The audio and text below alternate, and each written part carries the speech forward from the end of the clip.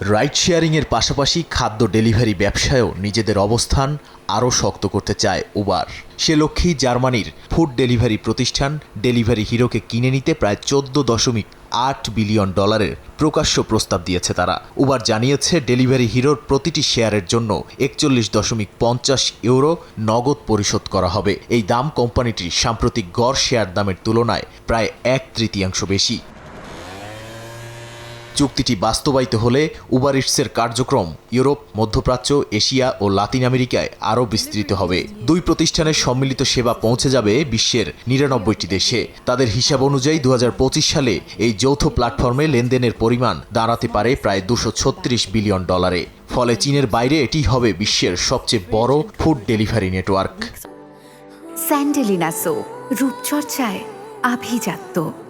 তবে অধিগ্রহণের পথ এখনও পুরোপুরি সহজ নয়। প্রস্তাব কার্যকর করতে ডেলিভারি হিরোর অর্ধেকের বেশি শেয়ার হোল্ডারের সম্মতি প্রয়োজন। এছাড়া যেসব দেশে উবার ও ডেলিভারি হিরো দুই প্রতিষ্ঠানেরই ব্যবসা রয়েছে, সেখানে প্রতিযোগিতা কমে যাওয়ার আশঙ্কায় বিভিন্ন দেশের নিয়ন্ত্রক সংস্থাও চুক্তিটি খতিয়ে দেখতে পারে।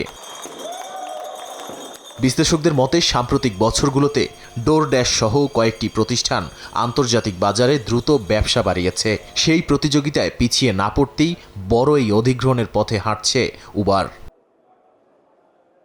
ঘোষণার পর প্রথমে ডেলিভারি হিরোর শেয়ারের দাম বাড়লেও পরে লেনদেনের সময় তা কিছুটা কমে আসে। নাদিম মারজান, সময় সংবাদ।